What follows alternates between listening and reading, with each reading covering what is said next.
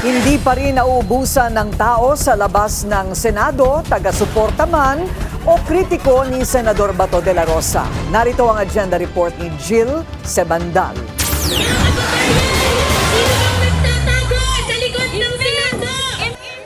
Sing-init ng panahon ang pagmamarcha at pagtitipon ng ilang grupo sa labas ng Senado.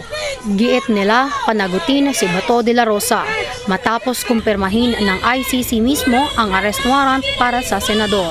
Walang dahilan anuman ang Senado para ikubli si Senator de la Rosa.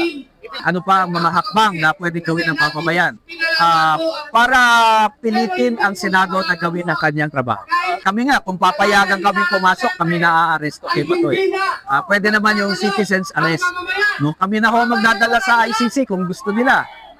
Patak-patak na lang kami para yung pamasahe niya ay makover. Hindi naman daw nababahala si De La Rosa sa mga batikos at pagkilos protesta laban sa kanya.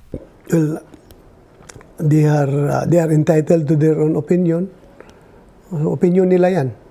Iba naman yung opinion ng mga supporters ko. Huwag kang sumurinder. Nakaantabay din daw ang kampo ni Bato sa desisyon ng Korte Suprema sa kanilang hamon sa arrest warrant. Naka-heightened alert pa rin ang PNP sa paligid ng Senado. Lalo tuloy pa rin ang mga programa rito ng mga bumabatikos at sumusuporta kay De La Rosa. Maximum tolerance ang ipinatutupad ng mga pulis pero handa silang arestuhin ang sinumang mananakit sa kanilang hanay. Para sa agenda, Jill Sebandal, Billionaire News Channel.